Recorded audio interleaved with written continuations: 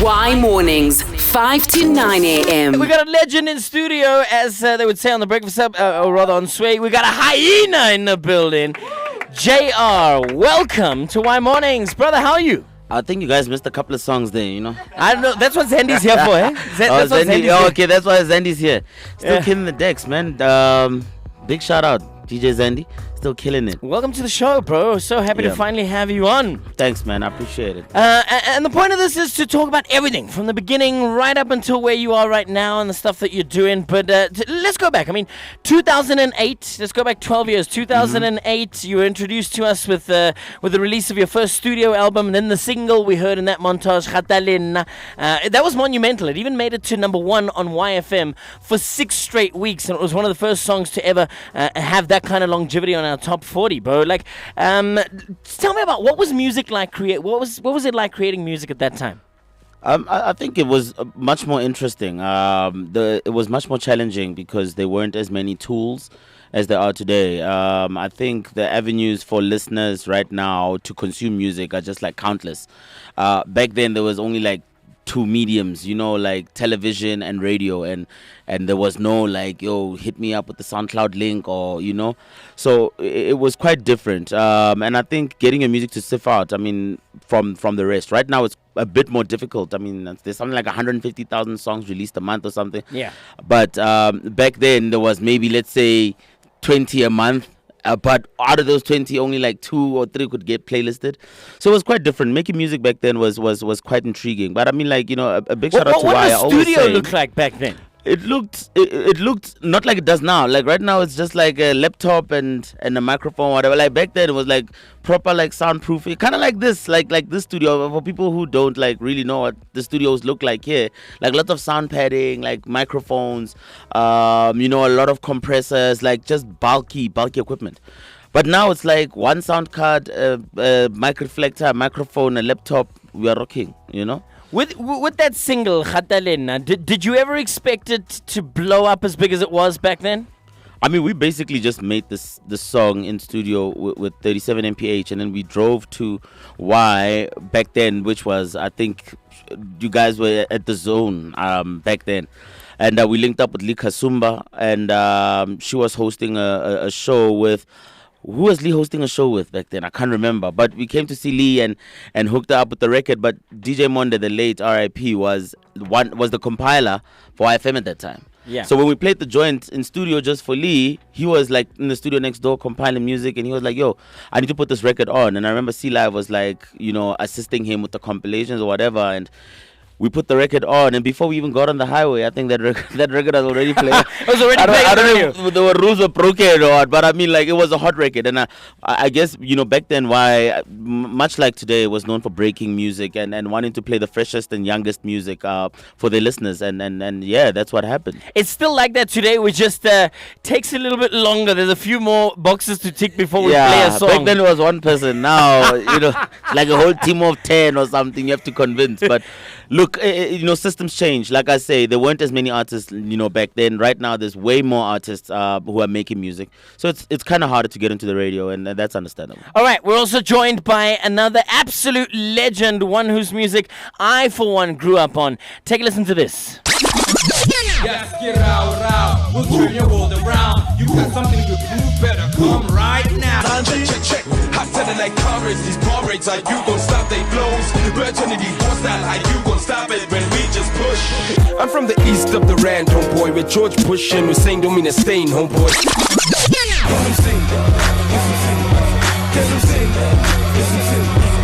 On a Mali, come a line in, nowadays, we'll get a styling.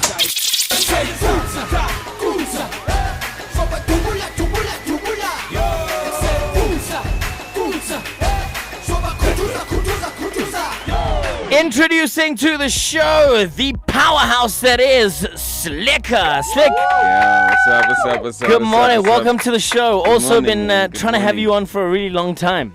Man, like the world works in a funny way. I don't listen to a lot of radio, but I was in an Uber the other day, and they were playing YFM in the morning. We were going to a shoot, and it was your show. So, and I was telling, because I met up with Sizwe Dlomo later because we were speaking, and I was going, yo, you know, I don't really listen to a lot of radio because a lot of guys say things that we could Google, but that Uncle Tab guy's got something, you know. I even remember what you were talking. You were talking about the Olympics, right? And you were talking about. I like the fact that you're talking about the Olympics, but in a youthful way. Then you kind of make it like like a little bit funny, but then you throw in some insights. Like I think you were talking about how London or the UK, I don't know, literally they're the only place with the infrastructure so that was a bit. Because Brazil is finished, my man. Exactly. Those swimming pools they built for those guys are green. Exactly. You see, so it was insightful, even though it was playful, and I was like, oh damn, sorry. I was like, so like it's funny. I was only talking about you like just like a week or two ago. That's how the universe works, bro. Hey man, it's weird. My first question, and we're taking it way back. We're starting in the beginning. You broke onto the scene as part of one of my favorite legendary groups ever. Let's talk about Squatter Camp quickly. Do you remember the feeling of being as young as you were and being part of a group that was trying to crack it onto the scene? Like before Squatter Camp blew up, take us through those early days of when you first formed the group. Well, yeah, I don't know. This is okay. You can't even remember that far. That's how far back it was. Wasn't it like in the late 80s? You know what I mean? Squatter Camp wasn't formally formed like a group, like, we're a group. We're just homies, Yeah. And like, really, it was just like the music that, like, I built a studio at my home.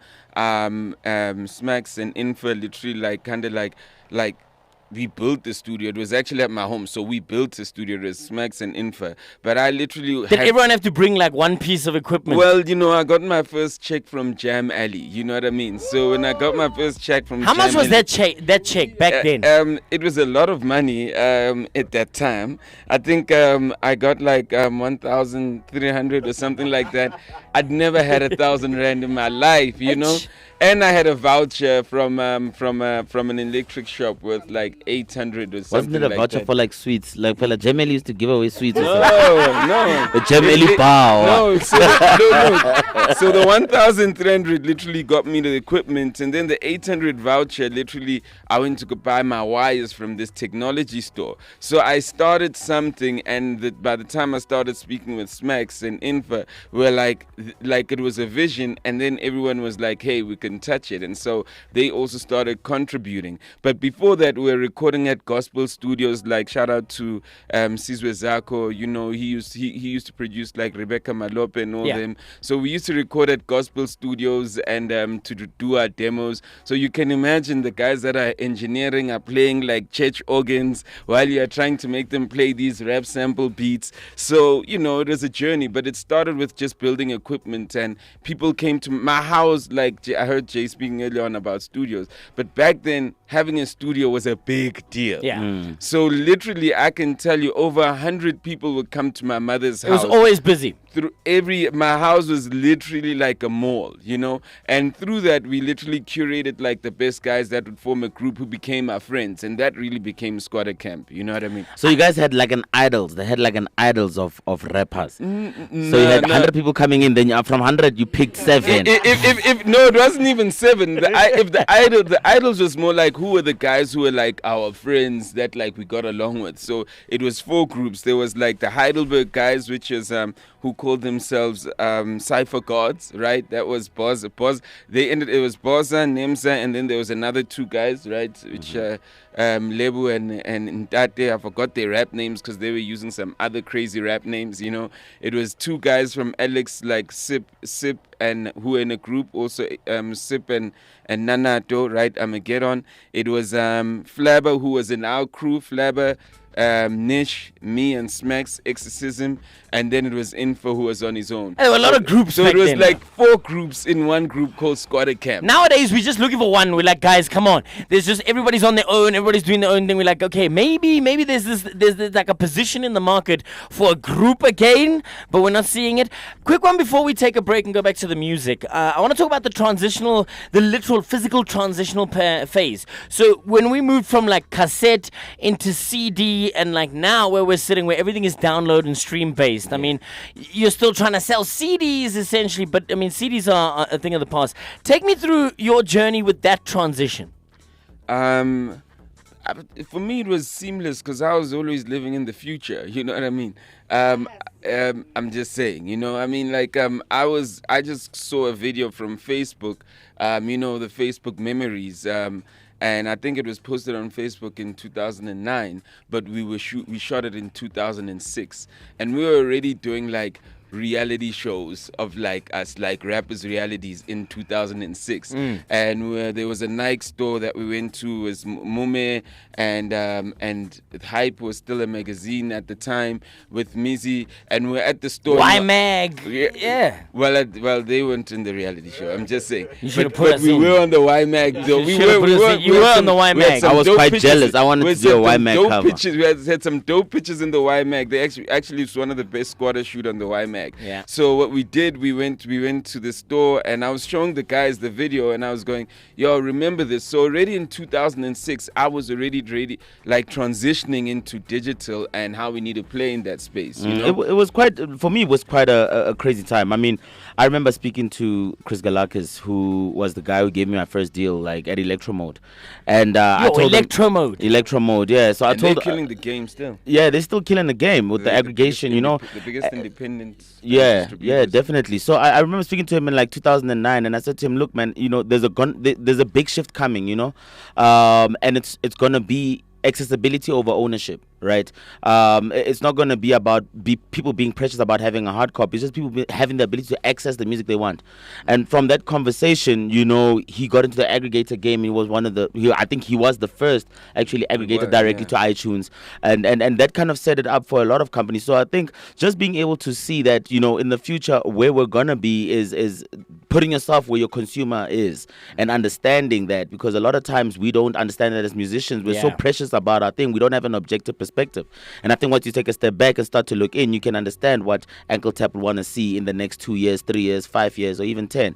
So I guess it was an eventuality, like, for the transition to happen. If you were like Slick, seeing in the future, I think it would have been easy for you. But if you were still stuck on cassette, So now, what are the goals now? Okay, so let's say when CDs were the big thing, and that's how you were selling albums. You'd look at numbers and you'd say, okay, 50,000 is gold or 50,000 is platinum. Now, in the digital streaming space for yourself, like JR, what numbers are, when you put out a record, what are the numbers that you're trying to look at?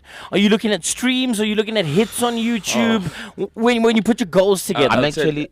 You wanna? Okay, Just I'll go first. You know, go ahead. Let no, the you know, boys I'm go actually first. like giving a talk on this in Mafikeng tomorrow morning. So if you know you're listening Can to you this, give me a lift, actually? are you going? Yeah. Okay, cool. Yeah, so we're thanks. talking about like streams and how they kind of influence. I mean, for me, like I say, when you look at the music scope right now, downloads are dead, sales are dead, but the streaming revenue is not enough to supplement all of those things. So it'll never be enough. So I don't really, you know, when people talk about Rams charts and everything, I don't look at Rams charts, because I believe that the streaming charts have become more important because people, it's on demand now. So what they're listening to right now is what I actually count on. So when it comes to sales, like to down streams and numbers, I never really look at like I want to hit a certain amount. I always look at like I want to reach as many people as I can, because from that we can then galvanize enough audiences to be able to like do value add, sell merchandise, concert tickets, you know, bookings, etc. Way to plan your tour. Yeah, kind of you know stuff. what I mean. The analytics coming from that really like mean a lot to us. But if you look at like streaming companies like YouTube and whatever, which aren't really like counted in South Africa in terms of streaming, but you got YouTube Music, which is a streaming platform that actually pays. You know, it's kind of like worth kind of backwards, but we need to make that forward movement. So the streaming thing is not really like 100% locked down in the country as it is in other countries, but I think because we have the only formalized music economy on the continent, it's easy for us to try and, you know, set the tone for everybody to follow. But I don't look at streams like, oh no, we want to hit 1.4 million streams. I mean, that's a lot, you know, and with the listening time, like you have to have over 30 seconds, 40 seconds listening time, you know, it's a lot, you know. In a fleeting day like today where people just want to skip songs and everything, it kind of becomes difficult. So I look at reach more than like, you know, like rotation or how many people are kind of like on it. I don't know how Slick sees it. My view on it is, I mean, it's building on JR. It's like, forget, you know, the numbers are great, but like now you gotta always see yourself as a media. You know, even when you're dropping a song, the fact that like if you have a song and people are engaging with it, it's like people watching a 30-second ad. right? So if people are watching or listening to that 30-second ad, what do media houses do? They look at the insights. They look at the data. So what you got to do now, you got to look at the data, and that's what streaming companies are giving you. They're giving you data to see that, okay, so this guy from Soweto or that guy from Cape Town or that guy from London is interested in me. All of a sudden, it starts allowing you, from your data, you start planning from your data. So right now, people are planning just to be on radio, they plan to be on TV. No, start planning on your data. Your data is telling you who you need to literally put, where you need to put your money, so don't spend money on a video if like you're going to get 3 minutes of play and a video is 60,000 versus you going, should I actually fly to Cape Town because I see I got so much of an audience, or should I go to Nigeria because I've got so much of an audience and use that 60,000? So right now the game must be emotional. You mustn't have any emotions, and you mustn't have a perspective of what a superstar is, because a superstar is no more in the channels that are created by radio and television. A superstar is defined by you listening to the data. Because once you listen to the data, I mean, look at Drake. I mean, Drake is not like an artist. He's a superstar, but he doesn't have one sound. His sound is determined by the data of what's popping, and he'll be remixing songs based on data. Based on that, yeah. You know what I mean? So for me, I think that we've moved from looking at like more to meaning. And data equals meaning. JR, you're a kid from Bloemfontein. You did Motswako rap. I wanted to just get your thoughts on Double HP, the influence that he had on your career. Do you remember the first song of his that you heard, or you remember the first time you met him? So, like, for me, it was... So, I was born in Bloem, and then we moved to Pretoria when I was like, wow, no, actually a couple of months old. So... growing up in Pretoria, there was a lot of like influence from like Kwaito and everything, you know. So hearing WHP's music was like kind of like it was an eye opener, because and we loved hip hop, but we didn't really like, you know, we loved Kwaito, but we loved hip hop because of the suburbs. You know, you go to school like in the suburbs, hip hop. Yeah. You know, bootlegging, Bone Thugs and Harmony. You know, we used to steal the CDs out of. I incriminated myself, but we used to jack them CDs out of them record stores. You know. So you know, like, and I remember when like Oman came out. I don't want to mess my political connects. I'm gonna keep quiet. You know, so even when Oman came out, I mean, there was already like, so we had never gotten like the Do You Feel? Oh, we never really got that. We heard it, but we never really got the CD until like Oman came out. Then I was like, you know what, like I had heard it and stuff. So just that color, like bringing all of that to me. The first time I heard it was that sipping ochi buku, eating keys to mam kuku in the back of my buruku. You know what I mean? Like, and it was like, this is it. Like, this sounds so familiar, but it's like hip hop, but it's like what? Similarly to TKZ. So when I heard TKZ and I was like, yo, you's a fat cat, you know, 50 G's a show, man. Tell me, can you top that? I was like, this is quite the hip hop. You know what I mean? This was around that same, and I was like, I really need to get on something like this, like at a later stage. So, you know, hearing Jabba like kind of like really changed the perspective on how I heard rap as a whole, not just like South African rap or international, but just rap generally. He just like changed the sphere and like how people viewed hip hop. And what a gem, you know? Yeah. Slikour, you recorded your last album with Squatter Camp in 2009. You then left the group. Did you know at the time what kind of sound you wanted to make as a solo artist, and how are you trying to find that sound? Just as a side note, before I answer that, I saw that this show is called Old School. And I don't know how Jay feels about that, but like... I don't even know how I made it to the old school part. You know, all I was just asking is that, geez, old school is getting younger? Or I don't know what the hell You is must happening, remember, when you dropped your debut album in 2008, there's someone listening right now who was born in 2006. No, I get it. Yeah. I get it. You know, look, I get it. It's the world is just changing so fast. You know what I mean? But old school is. I mean, I look at, you know, like I just want to put it out so there. guys come You know to what me, I mean? the guys come to me and they say, "Yo, man, OG, Krutman." I'm like, bro, like I'm 32 years old. But now that I think about it, I'm like, I started young. So like the Nasty C kind of like, you know what I mean? Yeah. And it's obviously about like my transition was like at a sensitive period in the game where it was going to the new school. Yeah. You know, so it was from the old school to the new school. So I had my boys who are my friends who I put on the Elena remix and whatever, who were like, Smacks was on the Elena remix, Selvin was on the, you know what I mean? Ishmael, like, you know, and then moving into the new school, where it's like now on the album you've got like Mang Mang, now you did records with Questa, and then, so it's like, is this guy like an OG or is he? You know what I mean? Look, I agree that I can be, I don't mind. I'm an OG. Okay, I know I'm older. I know I got a little bit more experience. I get it. You know what I mean? I'm not running away from the fact that I'm a bit more experienced and a bit more mature, and I've seen more than a lot of other people. But yo, old school. You know, my dad's got those old school soul DVDs where it's like one big concert with We're changing it for today. It's the OG Hangout. Listen, We'll leave it at OG. I'll tell you what it is. When I got the poster, I said, do I even want to come to this show now? You know what I mean?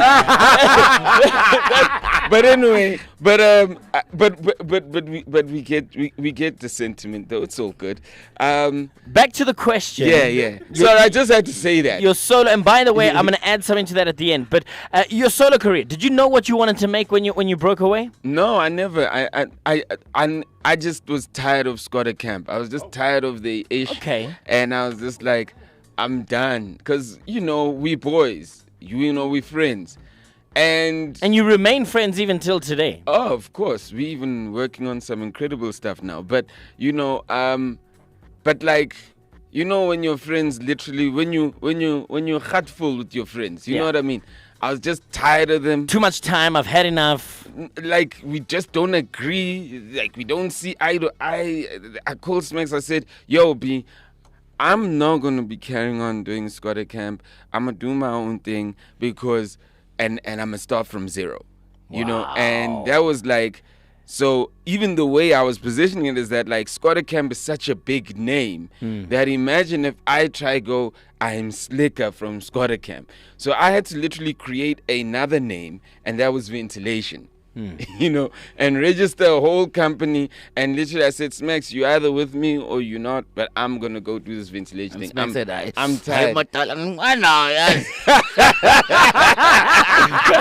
Well, pretty much Smacks literally like could relate with some of my frustration, but because Max is like Mandela, he's a diplomat. Sometimes he's cool with the guys. He's cool. So Smacks is a diplomat, and I'm like Mugabe. I'm just like, it's either we are taking the farms or we are not taking the farms. Let's not be confused. You know what I mean? So Smacks can be like, no, let's give them a bit of the farms. Let's take some. Me, I'm like, no. So I went my own route. I never knew what I was going to do. I did a whole album. If the Ventilation album, I literally did it like a movie because I was featuring like comedians. I got like people like Domisho Masha, David Gao, RJ Benjamin.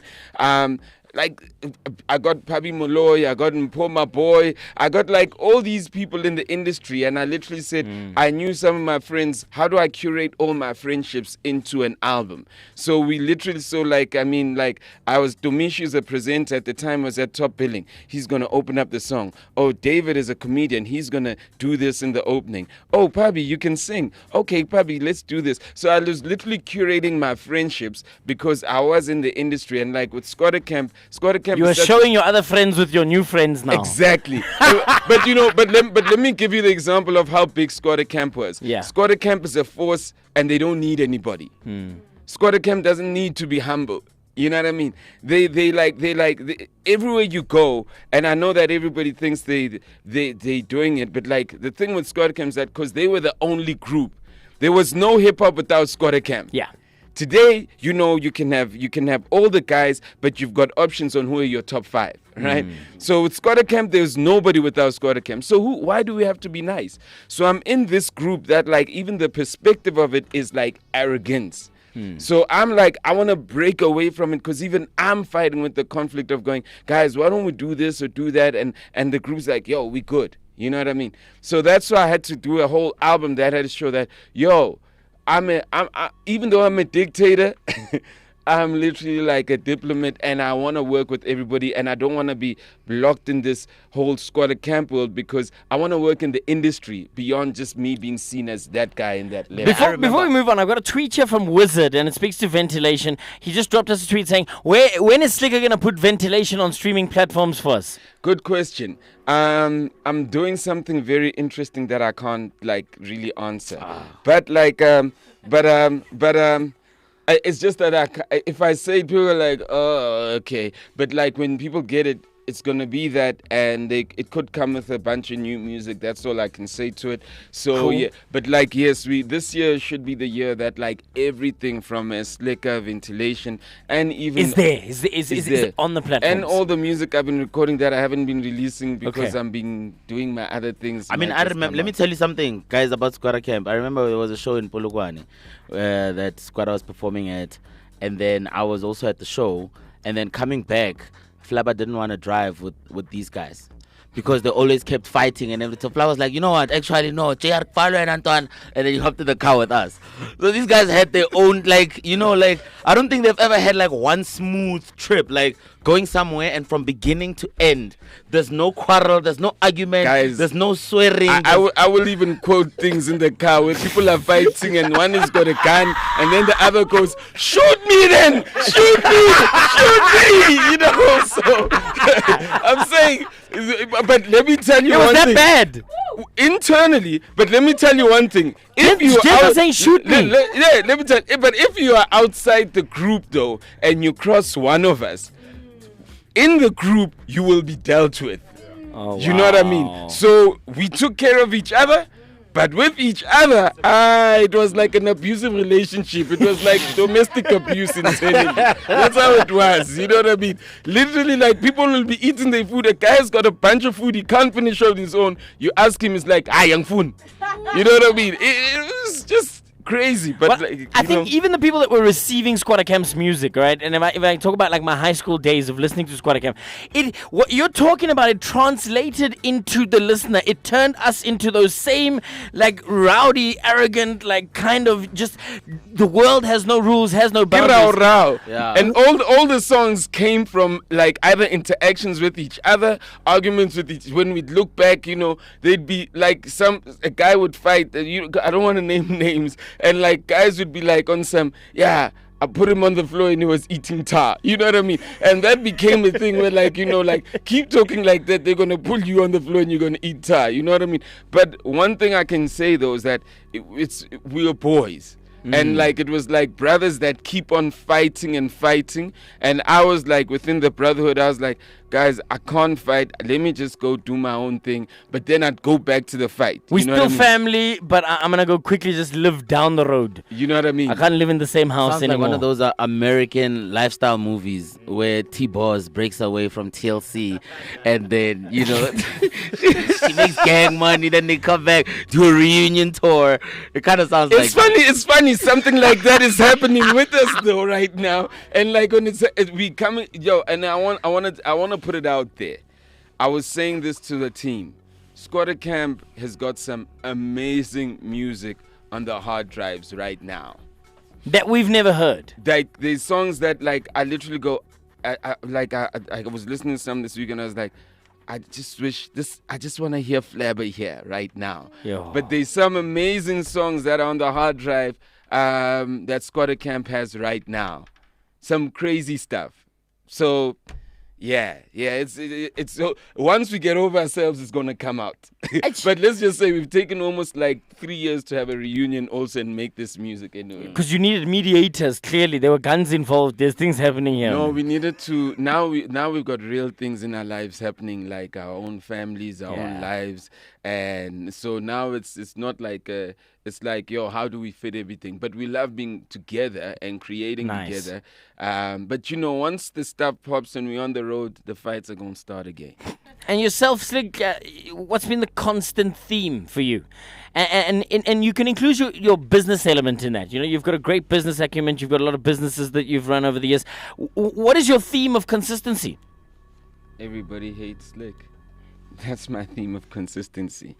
And it's simple because I always see things differently, and not only do I see them differently, I act differently. So no one kind of understands my madness. Some literally empathize with it. Some literally buy into it. Some think that I'm weird. It's like when we were rapping, before rap was rap, I was there were some who thought that I'm weird. Like, Alka, why are you rapping, my man? You know what I mean? Because I was thorough. I was that. The guys who bought into it, and the guys who literally who thought that I'm crazy because of the sacrifices I make for it. Literally thought that. It's similar to, but I was always on the money. Rap is one of the biggest things, or hip hop is still one of the most influential things in the country. When I started doing online, I was also on my own path. Everybody started going, yeah, what you doing on the internet? Everybody looked at me like I'm crazy. I was walking a path on my own. I was on the money. What's happening with the internet? What's happening with all the streaming platforms? You know what I mean? So the constant in my life is that I always make unpopular decisions, and but those decisions are literally, they're for you. They're not for the people that are rating it. I'm a futurist. You know what I mean? Without me knowing that, I'm a cultural futurist. I can almost see what's going to happen. That's why when I tell you about I already think I know what's happening in the next 3, 4, 5 years and what's going to be very important. If you listen to the show, I said it earlier on, you know what I mean? So the thing is that I'm a futurist, and I make my decisions based on what's going to happen on the future, while everybody likes tying me down on what... You want to give us some lotto numbers? Mr. Futurist, you want to give us next week's lotto? Powerball wasn't one, it's 100 mil still sitting there. No. I'm a futurist on things of the universe, not things that man controls. I've got a question for you. In light of JR's moment that he had leaving the bodies in the bed and having to go to gigs, what would you say was the turning point in your career where you, as Slikour, realized there's more to this life thing or more to making money than just being a rapper? Well, I'd never ever thought I was a rapper. I just loved the thing and it worked. I don't think I'm anything. I'm alive. I do things, you know what I mean? And I literally have energy, and my energy influences rap and made me a rapper and got a crew. My energy got me into digital. So I don't even categorize myself as anything in the world. The world, I just try reciprocate. But in that reality though, is that when I started when I was always performing at Squatter Camp as a group, it was dope. But fortunately with Slikour, I actually also did well as a solo artist, which meant I was on the road more often on my own. And that's when I was like, this is not fun.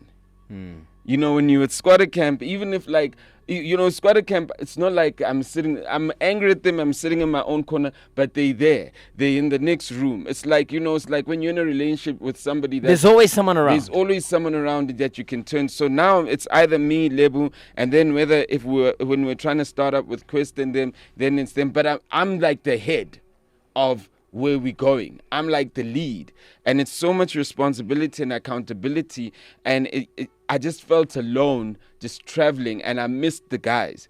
So that's when I realized that I see these guys who really jump on stage and they love being on stage, and I'm like, I can't be second. I'm not gonna and that was the debate I had in my head.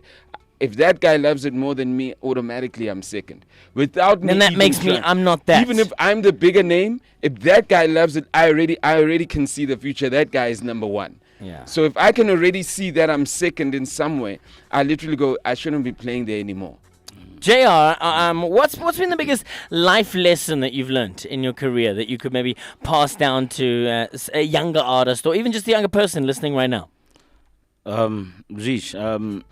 Excuse me. I've learned obviously a lot of things, but I think one of the things is that how you start out is not always how you finish, and that's what young guys need to take in their stride. I think young people need to understand that you might see yourself doing this, like I said in the beginning, I saw myself performing, making music and everything, but I always knew that there was going to be more, and things can change. And if things can change, they most probably will.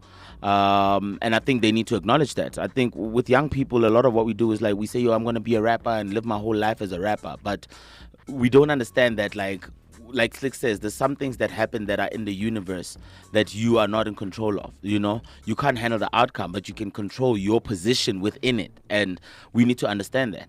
So I would rather much advise people to say, look, whatever it is you start out as, it's not really going to be how you finish, and you need to be okay with it. And if you're not okay with it, you really need to make an assessment. And I know it might be like, oh, I'm crushing dreams or whatever, but I'm really not. Like, I'm a realist, you know. I sit with my artists like all the time, or like my clients or whoever, and I say like, we need to be real about the situation. Yeah, it's nice to have pie in the sky like ideas and say, oh yeah, this, you know, I'm sit back and dream all day about what it's gonna be. You know what I mean? Like my business partner likes to say, about you know, like promising you like a dove, like in the essay, that's yours. You see that one? Like, yeah, you know. So, so I don't want to do that. I'm a realist, and I said, this record might not do what we needed to do, but it will put us here. And from there, we'll go there. And we need to be able to deal with that. It goes back to analyzing the data that you were talking about. Yeah. So we need to, but more than just data, it's, you know, as a person, like, I've got this thing, like, I'm very good with records. I'm very good with music. Like, that's just who I am, right? I'm seriously like a literal, like, creative genius. Like, I'm very good. And I don't take it lightly. You know what I mean? The gift that I've been given. I got a liner for that. Say it with your chest. All right. Say it with your chest. So, I mean, for me, doing that, I need to be as honest as I can be with a job. I need to be as honest as I can be with a, you know, whoever, and say like, if you don't do this record like this, 9 out of 10 times it's not gonna pop. So you need to trust me and let the plumber do the plumbing and let us get it from A to B. So I just think for young people, that's the thing. Like, trust the process, you know, and believe that it might not always end up like that, but just trust the process. All right, so we're still in studio hanging out with Slikour and JR. And Slikour, you had mentioned the whole Questa period, you know, where you were bringing artists on and you were signing artists. I was lucky enough to be at Questa's wedding and I got to hear you tell a story, but I feel like the listeners need to hear this one. So, you signed Questa. What happened after you gave him his first check? The disappearance, remember? The Questa disappearance. We need to hear that. So, I think Questa was in this sense of, I mean, he can speak for himself. I think he never believed what was happening in his life. You know what I mean? At the time. That it was all blowing up. That it was happening. You know, like he's just, like what? I think we could have gotten him like, it was maybe like, at the time, it was a lot of money for an up-and-coming artist, you know, an artist that basically just came out of the blue, you know. Yeah. He traveled the country with us. We got him to travel the country with us. And we were paying him also. It was a promo tour for him where he was also being paid because we're doing it through a brand. I think it must have been Sprite or something, right? So, you know, he got a nice 30K. He was promoting. I don't know an artist who does a promo and gets paid on it. You know what I mean? Yeah. So we gave him his money and stuff, and then this guy just disappears. Right? Questa, come record. We don't know where this guy is. Right? I don't know what were the efforts to get him, but like then he comes back. He does maybe like a song, then he disappears again. Where was he going? To this day, you still don't know. I haven't asked him. I don't know. I was speaking to Naves last week, and he said, Questa man some need 10,000 whole week. It's like Questa was taking money to disappear. You know what I mean? You know, it's like you don't know whether maybe Questa like had a wife like in KwaZulu Natal, and it's like, hey, sing semenzile for this month. And he comes back to Ethiopian for the check again and leaves. You know what I mean? So it was you know, the Questa relationship was really like, here's this high talent, but it doesn't, you know what it is? I was speaking to someone who, like a very prominent business person, like prominent, super prominent. Unfortunately, there's a big job that we have to do for the kids in the hood. And it's a cultural shift. You know, a lot of our kids are leaving like the hood and working in like the suburbs or working in corporate, and the culture in corporate is so different. What corporate asks for you is so different, and you literally just been raised in the hood and you understand things in the hood, and that cultural shift and the requirements and the nuances and how they want you to hold yourself are so different from what you know that when you get there, you make mistakes that like someone goes, that people laugh at, like, how could you make a mistake like that? You know what I mean? Yeah. So we have this cultural shift, and I think with Questa literally like like me, he's straight out of Katlehong, and he hasn't been in the industry like this before. We are not guys who are literally trying to take his money. We're taking him through a tour. We're saying, this is your money. It's like he hasn't even blown up, but it's the concept of, I'm leaving Joburg. I'm leaving Katlehong. I'm going to Durban. The concept of like, I'm maybe catching a plane. All those concepts are like so like weird and foreign that it doesn't seem like it's sustainable. So when I get that check, do I stay and build it, or do I go hide and like go, you know what I mean? Yeah. So it's that cultural thing that like we can laugh about it, but I think a lot of artists and a lot of young black kids who are working in corporate go through a lot of The those exact things same thing. where people don't know why are they behaving like that when this is a good thing, you know? And it's a cultural shock that I think was happening within Questa, which I think reflects a cultural shock that happens within a lot of black people who start working in corporate for the first time, and they're not ready for that cultural change. You know what I mean? Paychecks, umuntu zakathenga ipolo GTI. 2 paychecks, you pay, you know, and like, or you don't even plan on travel. There's a lot of things that like nuances that like happen, but it's a funny story, but it's a reflection of all of us when we don't know things for the first time. And because let's not act like we all went to multiracials and we understood. We also sometimes go to a multiracial and like they were like, you don't speak loud like that, and you're like, but what did I do wrong? I was just calling you